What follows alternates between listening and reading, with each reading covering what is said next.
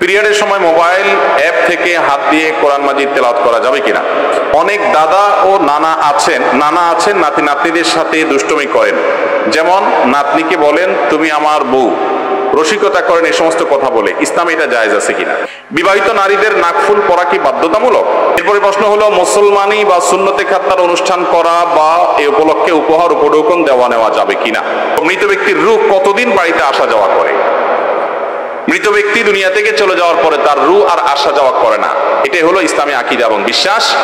মৃত ব্যক্তি মানুষ দুনিয়া থেকে চলে যাওয়ার পরে তার আর ফিরে আসার কোনো সুযোগ নেই। আমাদের দেশে অনেকে মনে করে 40 দিন পর্যন্ত আসা যাওয়া করে, এতদিন পর্যন্ত আসা যাওয়া করে, অনেকে মনে করে এই টাইমে আসে ওই টাইমে যায়।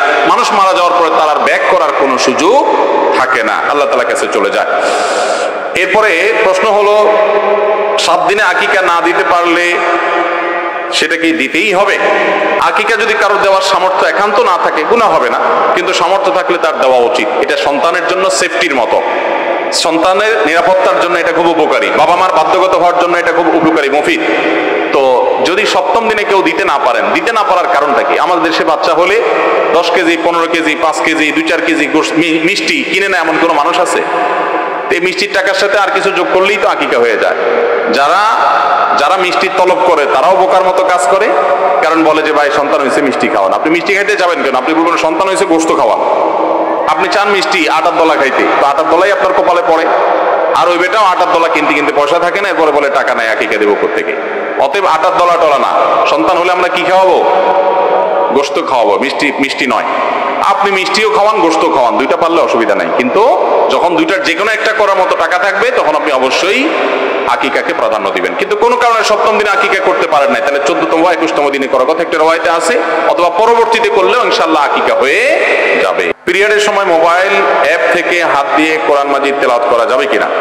মোবাইল অ্যাপ থেকে কোরআন এমনিতে সাধারণ অবস্থায় ওযু না থাকলেও অ্যাপ থেকে কোরআন তেলাওয়াত করা যাবে, কারণ হলো অ্যাপের যে কোরআন এটা আমরা স্পর্শ করতে পারি না। এমনি সরাসরি কোরআন স্পর্শ করতে হলে ওযু অবশ্যই লাগবে, এটাই হলো বিশুদ্ধতর মত আহলে সুন্নাত জামাতের। তবে নারীরা পিরিয়ড অবস্থায় তারা তেলাওয়াত করবেন কিনা? জমহুর উলামায়ে কেরামের মত হলো না, তারা এই অবস্থায় কোরআন তেলাওয়াত করবেন না, তারা অপেক্ষা করবেন। যেগুলাকে ওজিফা হিসাবে দোয়া হিসাবে পড়েন যে সমস্ত আর সেগুলো পড়তে পারেন, কোনো অসুবিধা নেই। এরপরে প্রশ্ন হলো মানুষ মারা গেলে কি তার নামে খতম দেওয়া যাবে কিনা? কোন মানুষের মৃত্যুর পর তার জন্য সবাই আমরা দোয়া করব। মানুষের মৃত্যুর পর টাকা পয়সা দিয়ে হুজুর ভাড়া করে খতম পড়ানো, দোয়া করানো, এগুলো সারা বিশ্বের সকল উলামায়ে কেরামের ঐক্যমতে নাজায়েজ এবং গুনাহ, এগুলো কোনো অবস্থাতে জায়েজ নাই। এবং দারুল দেওবন্দের ঐতিহাসিক ফতোয়া আছে এই বিষয়ে, যে মৃত ব্যক্তিকে কেন্দ্র করে তার জন্য আপনি কোরআন গানি করালেন, করায় যাদেরকে করেন তাদেরকে পয়সা দিলেন, এগুলো জায়েজ হতে, মৃত ব্যক্তির জন্য যা কিছু হবে সব আল্লাহর জন্য হবে, এখানকার জন্য বিনিময় নেওয়াও জায়েজ নাই, বিনিময় দেওয়াও জায়েজ নাই। মৃত্যুর 40 দিন পর মৃতের আত্মা বাড়িতে আসে, বিশ্বাসটি কেমন? একটু আগে উত্তর আমরা দিয়ে ফেলেছি। অনেক দাদা ও নানা আছেন নাতি নাতনিদের সাথে দুষ্টুমি করেন। যেমন নাতনিকে বলেন তুমি আমার বউ, রসিকতা করেন, এই সমস্ত কথা বলে। ইসলামে এটা জায়েজ আছে কিনা? খুব দরকারি একটা প্রশ্ন। ইসলামী শরীয়তের দৃষ্টিতে দাদা এবং নানা তারা বাবার মতো শ্রদ্ধার পাত্র, তারা দুষ্টুমি করার মতো, ইয়ারকি ফাজলামতি করার মতো কোনো ব্যক্তিত্ব তারা নন। কিন্তু আমাদের সমাজে কিভাবে এটা আসলে জানি না, যে দাদা এবং নানা মানে হলো তাদের সাথে ওই যে শালা ভগ্নিপতির মতো ইয়ারকি ফাজলামতি করাটাকে আমাদের সমাজে মনে করে এটা বৈধ, এটা মনে হয় যৌক্তিক। কোরআনে কারিমে আল্লাহ রাব্বুল আলামিন কোথাও কোথাও বাবার পূর্ববর্তী যারা আছেন পূর্বপুরুষ তাদেরকে আবা বলেছেন, অর্থাৎ তোমাদের বাপ দাদাদের সবাইকে বাবা বলে আল্লাহ তাআলা সম্বোধন করেছেন। তার মানে তাদেরকে বাবার মতো মর্যাদা দিতে হবে। তাছাড়া বাবারও বাবা যিনি, তার সাথে আপনি দুষ্টুমি কিভাবে করেন? কোন অবস্থাতে এটা ইসলামী শরীয়তের দৃষ্টিকোণ থেকে জায়েজ হতে, বিশেষ করে এই জাতীয় ফাজলামি, যে আপনার একজন আরেকজনকে দুষ্টুমি করে বললো আমি তোমাকে বিয়ে করলাম, তুমি আমার নাতির সাথে কিভাবে বিয়ের কথা চিন্তা করতে পারে? এটা মুখ দিয়ে বলতে পারে কিভাবে? যে দাদা নানা করে তাদের জাহালাত আছে, মূর্খতা আছে, আর যে নাতি দুষ্টুমি করে দাদা নানার সাথে বা দাদি নানির সাথে, তারাও মূর্খতার মধ্যে আছে। তাদেরকে বাবার মতো, দাদাকে এবং নানাকে বাবার মতো, দাদিকে এবং নানিকে মায়ের মতো শ্রদ্ধা করতে হবে। ইয়ারকি ফাজলামতির সম্পর্ক না। আমাদের দেশে বেশিরভাগ পরিবারেই দাদা নানা দাদি নানি তাদেরকে মনে হয় এরা রসিকতামূলক তাদের সাথে সম্পর্ক, ইয়ারকি ফাজলামতি করা যাবে জি না, এটা জায়েজ নাই এবং তাদেরকে শ্রদ্ধা করতে হবে। দুষ্টমি করে দেখা যায় যে এমন অনেক কাজ করা হয় যেটা রীতিমতো তাদের সঙ্গে আদব এবং শিষ্টাচারের খেলাফ। ইসলাম আমাদেরকে শিষ্টাচার শিখিয়েছে, অতএব সেটা জায়েজ নাই। বিবাহিত নারীদের নাকফুল পরা কি বাধ্যতামূলক? আমাদের সমাজে অনেকে বলেন বিবাহিত নারীরা নাকফুল খুলে ফেললে স্বামীর ক্ষতি হবে। শুনছেন আপনারা এই মাসালা? বলে যে বিবাহিত নারীদের নাকে ফুল না থাকলে স্বামীর অসুবিধা হয়ে যাবে। আমি বলি এই মাসআলা যদি সঠিক হইতো তাহলে কোন স্বামী যদি একটু ডান বাম করতো, বউ বলতো নাকফুল খুলে ফেললাম, তখন চান্দু সোজা হয়ে যাবে। কারণ নাকফুল খুলে তার ক্ষতি হয়ে যাবে। যে হয় সোজা হও, আমার জন্য শাড়ি চুড়ি নিয়ে আসো, আমার চাইনিজ চটপটি খাওয়াও, আর না হলে কিন্তু নাকফুল খুলে ফেললাম। কারণ নাকফুল খুলে ফেললে স্বামীর ক্ষতি হয়ে যাবে। তাহলে বোঝা গেল এটা একটা বোগাস মাসালা। স্বামীর নাকফুল, স্ত্রীর নাকফুলের সাথে স্বামীর কোনো ভালো মন্দের সম্পর্ক নাই। এরপরে প্রশ্ন হলো মুসলমানি বা সুন্নতে খাতনার অনুষ্ঠান করা বা এই উপলক্ষে উপহার উপঢৌকন দেওয়া নেওয়া যাবে কিনা। মুসলমানি উপলক্ষে ঘরোয়া কোনো অনুষ্ঠান হতে পারে, এটা মুবাহ পর্যায়ের জিনিস, কিন্তু এটাকে যদি মনে করা হয় শরিয়ার নির্দেশ, এটা খাতনার অংশ সুন্নাত, তাহলে সেক্ষেত্রে এটা ভুল হবে, কারণ এরকম কোনো নির্দেশ নাই।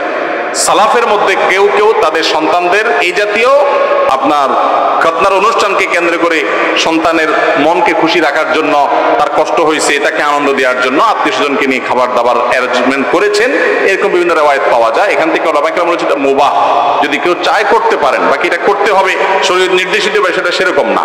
আর এই উপলক্ষে যে উপহার আদান প্রদান করার যে কালচার আমাদের সমাজে প্রচলিত আছে, এটা খুবই জঘন্য একটা কালচার। বিশেষ করে শুধুমাত্র এই উপলক্ষে না, যুবকরা যারা বিয়ে শাদী এখনো করেন না, সামনে করবেন, নিয়ত করেন যে আপনাদের বিয়ে শাদী উপলক্ষে টেবিল চেয়ার বসায় চাঁদাবাজি হবে না। ঠিক আছে তো ইনশাআল্লাহ?